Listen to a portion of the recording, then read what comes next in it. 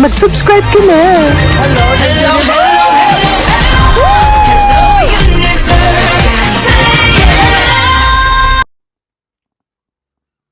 Hello mga buweks! Magandang araw sa inyong lahat. Galaw-galaw para hindi ba paimburnal. Hello sa ating mga subscribers dyan. Ganun din sa ating mga new subscribers. Welcome to Parade of Beauty! If you are here today, welcome to the new era of beauty. Beauty is a new o ba? Pasensya na kayo mga buweks, wala akong boses, nakakaloka. Ayan, kamusta naman kayo? Ayan. Hello po sa mga nanonood dyan. Please don't forget to subscribe to my channel. Click your notification bell para mas updated kayo sa ating mga chika everyday and night sa mundo ng pageantry. And please, like this video. Thank you! Thank you sa mga nag-like sa inyo at sa mga hindi pa nag-like dyan, alam nyo na ha, ang mga galawan, jiwa, kung ayaw ma-stroke, galaw-galaw para hindi ba pa-imbornal, jiwa. Anyway, mga buweks, ito na, no, wag na tayo magpa-chumpik-chumpik pa. Nakakaloka ito, mga buweks. Ay, teka lang pala. Bago pala tayo magsimula, maraming salamat po sa mga nanood sa inyo sa aming live, dito sa live interview sa Parade of Beauty with Winwin Marquez. Ayan. Natutuwa naman ako dahil ang ating mga masusugid na subscribers at mga taga-subaybay supporters dito sa Parade of Beauty ay talaga namang todo suporta sa panonood sa amin kagabi. Ang saya-saya lang at nag-enjoy talaga si Winwin Marquez dito sa Parade of Beauty. So, thank you sa inyong lahat. But anyway, eto na. Nakakaloka ang mga kaganapan ngayon, mga buweks, no, dito sa Miss World. So, habang papalapit na nga itong bardagulan, itong coronation night, para dito sa Miss World 2025 na ginaganap sa Telangana, India, ay talaga namang naglalabasan na ang mga paborito ni Julia Clarete, ni Tandang Thundercat. Jimwa, parang magugulat ka na lang talagang naiba na yung rostering no? Rostering talaga. Rostering talaga ng mga paborito, Jimwa. Nakakaloka ito. Ito na, tignan natin ito. Ang sabi daw dito, ang fast track ha, fast track. Nangunguna na ngayon itong si Thailand, si Opal Suchata, di ba?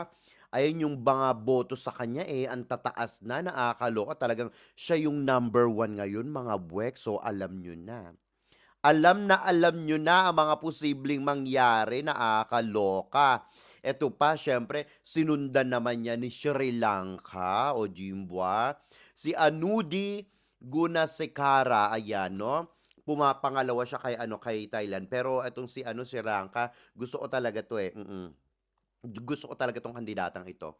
Ang ganda-ganda niya, tsaka maganda yung beauty with a purpose niya, in fairness naman, no? Talagang kung itong manalo, sabi ko nga sa inyo nung nakaraang live natin, okay lang sa akin. Kasi itong Sri Lanka, deserve nila, no, na magkaroon ng, ibig ko sabihin, na matutukan ng spotlight or magkaroon or mag-shine, ganyan, no? Sa mundo ng pageantry. Kasi, in fairness naman kay Sri Lanka, ang ganda-ganda rin itong si girl. Tapos etong si Vichin, ayan, o diba? Pumapangatlo na, nakakaloka ha. Pero okay lang. Alam niyo si Vichin, mga buweks, naawa ko sa kanya.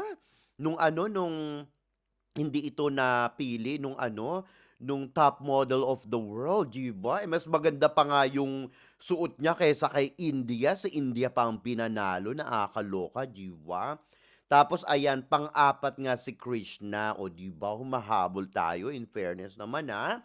Talagang si Krishna ay talagang suportado na ngayon ng mga kababayan natin. Kaya ipakita natin diyan sa India ang bayanihan, di ba? Iboto natin yan si Krishna.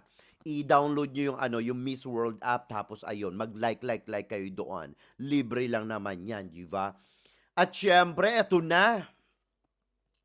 Si Indu, mga buwek, sumahabol na dito sa na to ha, sa fast track na to ha. Talagang panglima na itong si Indu. So nangunguna nga si Thailand, pangalawa si Sri Lanka, pangatlo si Vichin, pang-apat si Philippines, At eto na nga si Indilulo, ang mga Indilulo talagang, ay, itinotodo na talaga nila 'no, kasi nga malapit na ang ano, malapit na ang finals, ganyan yang mga ano, mga Indonesian sa mga botohan, mga buweks. Talagang hindi yan magpapakabog. Talagang ay nako, bumibili pa nga yan ng mga boto, 'di ba? Bumibili pa yan ng mga ano, ng mga likes, ng mga reactions, ng mga shares, 'di ba ginagawa nila yan sa MGI last year, hindi lang last year pala, kahit nung mga nakaraang taon pa. 'Di ba, parang yung mga ano, yung mga bahay nating iba, 'di ba, ganyan yung ginagawa nila. 'Di ba nasita nga sila nung last year ni Papa Noel, ano ba yun, Myanmar ba yun, parang gano'n. Tapos ngayon naman eto biglang bumubulusok naman ang Indonesia, parang ganito na rin yung ginagawa nila nung ginawa nila sa MGI na bibili sila ng mga boto, 'di ba? Nakakaloka yung mga ganyan tao 'no, yung bumibili ng boto, ayaw lumaban ng tama, ayaw lumaban ng patas. Nakakaloko lang 'no, para lang masabing sila yung angat, sila yung masabing panalo, ganyan-ganyan, bibili sila ng boto, nakakaloka. Grabe yung pagkaano, pagka-insekyura nitong mga bahay nating ito 'no, grabe yung pagka-inggitera. Gustong manalo, gustong manguna kahit mali ang ginagawa, lalamangan ng kapwa. 'Di ba, nakakaloka itong mga ito. Tapos eto na nga mga buweks, ang Beauty with a Purpose, nakakaloka ito. Beauty with a Purpose winners, o 'di ba, eto na bigla-bigla 'no, naglabas na nga ng ano, ng post ang ano, ang Miss World Organization. Siyempre eto na sa Americas and Caribbean, si Puerto Rico, o 'di ba? Kabog na kabog, parang hindi ko naman naramdaman si Puerto Rico, 'di ba? Si Africa, eto si Uganda, okey-okey pa 'to, 'di ba? Sa Africa si ano naman, si Uganda. Si Puerto Rico ang pangalan niya si Valeria Perez, ayan. Tapos eto namang si Uganda ng Africa, si Natasha Nyonhyuji, ayan. Tapos European naman, eto naman 'no, si Wales, o 'di ba? Si Millie May Adams ang taray, 'di ba? Itong si ano, si Uganda, okey-okey din 'to in fairness, at saka si ano, si Puerto Rico, parang naramdaman ko ba si Puerto Rico? Pinanood ko kasi isa-isa mga mwegs. So, eto naman si Wales, okey-okey din naman, parang ano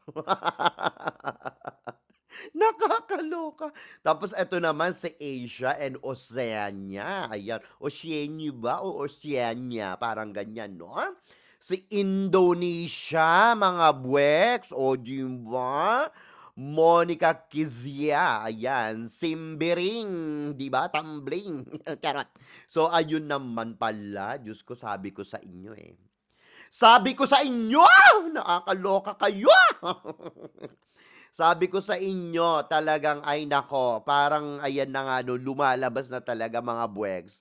Halatado na ang mga paborito ni Julia Clarete, tandang Thunderbirds, 'di ba? Thundercat.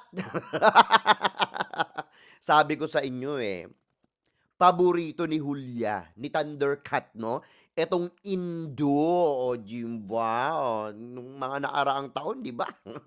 Alam niyo na, nagpunta pa 'yan doon, may mga eme-eme pa 'yan sa Indo, 'di ba? Kasi nga, yung kultura ng Indo para ding India, 'di ba? So, siyempre paborito yata ni ano, ni Thundercat yung ano, yung kumukulo-kulo na mga kare-kare. Gusto niya yung may mga kare-kare, may mga ano, onion. Charito. Nakakaloka, mamaya wala na naman akong boses. Nakakaloka ito mga boys, hindi ko kinakaya yung mga kaganapan. Eto nga 'no, ang sabi nga dito, sa Continental Queen daw, ayan 'no, na talaga daw, anong tawag dito, namamayagpag na itong 'no, or eventually daw, baka siya pa ang maging Miss World. O 'di ba, eto nga, ay naku, nakakaloka 'no. Etong si Indo na, baka mamaya siya na ang makoronahan as ano, as Miss World, mga buweks, kasi nga umiingay-ingay talaga ito ngayon, nagpe-penetrate talaga ito sa ano, mga kaganapan sa Miss World. So, 'wag na kayong magulat mga buweks. Baka mamaya sa Indonesia ganapin ang Miss World, 'di ba? Kasi nga sa Indonesia, siyempre pag gaganapin niya sa Jakarta. Wala silang mga pa-swimsuit-swimsuit diyaan 'no, baka magbabalik na naman. Sa Indonesia ang Miss World, 'di ba? Kasi yan ang mga buga ng mga Indo, eh.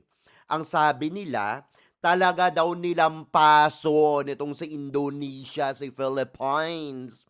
Nakakaloka at magbabalik daw ang Miss World, ayan, competition or organization sa Indonesia at pinapangako daw nila na 'pag sa Indonesia daw ito gagawin ulit ay talaga naman lalagpasan daw nila lahat ng mga magagandang nangyari sa Miss World. Yung mga halimbawa sa India, ayan, nag-host sila 'no. Mas lalagpasan pa daw nila yung mga host countries na nag-host sa Miss World. Ang yayabang talaga nitong mga Indo na ito 'no. At sinasabi pa nila na inilampaso daw talaga itong si Philippines at sinasabi pa nila na nagkamali daw si Philippines sa kanyang ano, sa kanyang anong tawag dito, roomies 'no, kasi nga daw, kitang-kita naman daw sa kanilang dalawa na angat daw itong si Indu kaysa kay Krishna Gravides. Nakakaloka naman mga boyeks, nakakapanginig ng laman itong mga ito, nakakakulo ng dugo 'no, akala mo talaga, sila na yung manalo. Itong mga ito 'pag napaimbor na ito, ay naku, ewan ko na lang mga boyeks 'no.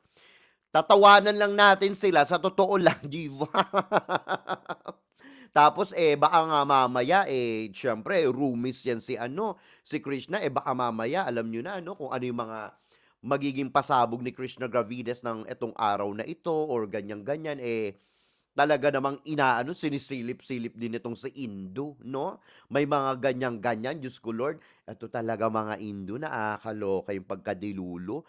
Wala pa ngang corona, hindi pa nga naa-announce, nag-aano na, 'di ba?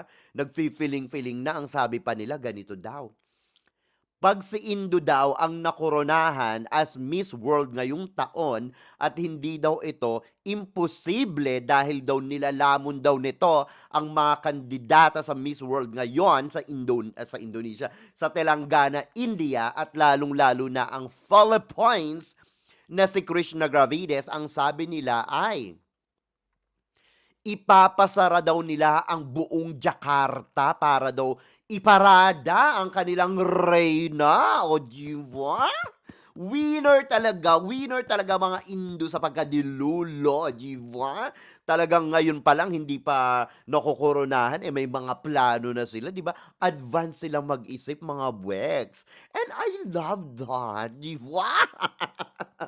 Nakakaloka, parang ano, paano kung si Philippines pala ang nanalo, 'di ba? Oh, naku, patay na. Lalamunin na nila, lulunukin na nila yung mga pinagsasasabi nila mga basura, 'di ba?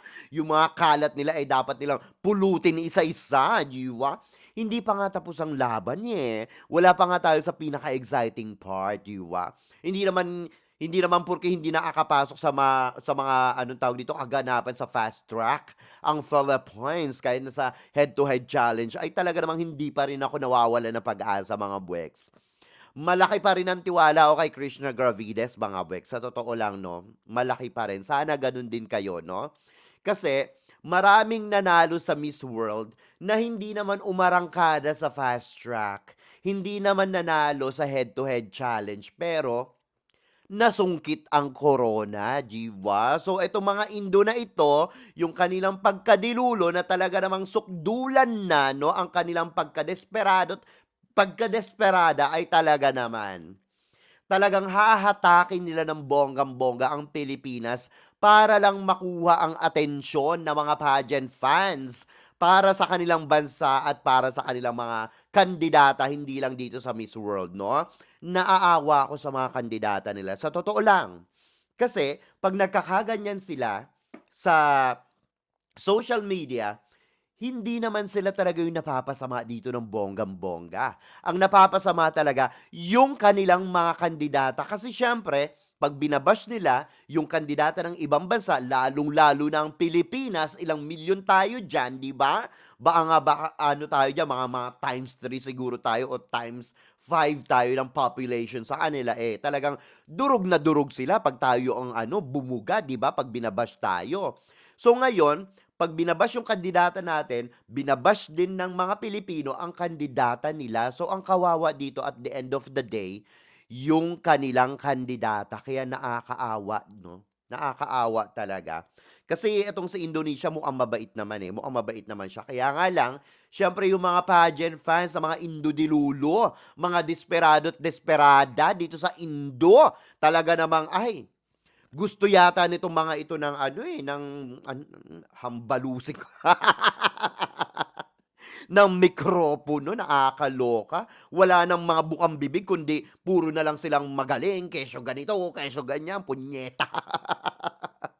Magkita-kita tayo sa finals, gano'n, hanggang wala pang finals, 'wag munang masyadong mayayabang, 'di ba, nakakaloka. Tapos kung sasabihin nila na eto daw si Krishna Gravides ay pinaimburnal na daw nila, talaga daw walang laban si Krishna Gravides, mas maganda daw ngayon ang kanilang kandidatang si ano, si Indo, nakakaloka. Nilamon na daw nito at nilampaso na daw ng bonggang-bongga si Krishna Gravides, nakakaloka talaga 'tong mga Indo na ito. Nakakaloka. Tignan lang natin 'no, tignan lang natin 'pag nanalo naman si Indo, well, congratulates 'no, congratulations kay Indo kasi siyempre lumaban siya ng bonggang-bongga diyan. Ang mga ano lang talaga dito, mga tarantado yung ano, yung mga fans, mga pageant fans sa Indonesia, nakakaloka 'no. Kaya tayo mga Pinoy, patunayan natin ang bayanihan dito para kay Krishna Gravides dito sa Miss World 'no. Huwag natin siyang hayaang lumabang mag-isa doon, ipakita natin ang ating buong suporta sa kanya, 'di ba? Dahil inilalaban niya, hindi lang tayo, hindi lang siya, kundi ang ating bansang Pilipinas, 'di ba? Anyway mga Bwex, ano masasabi niyo dito sa ating mga chika ngayong araw na ito? Mag-ingay kayo sa ating comment section para makita ko rin ang inyong mga opinion. Hanggang sa susunod nating mga chika-chikahin. Bye for now mga Bwex, and I love you all. Bye!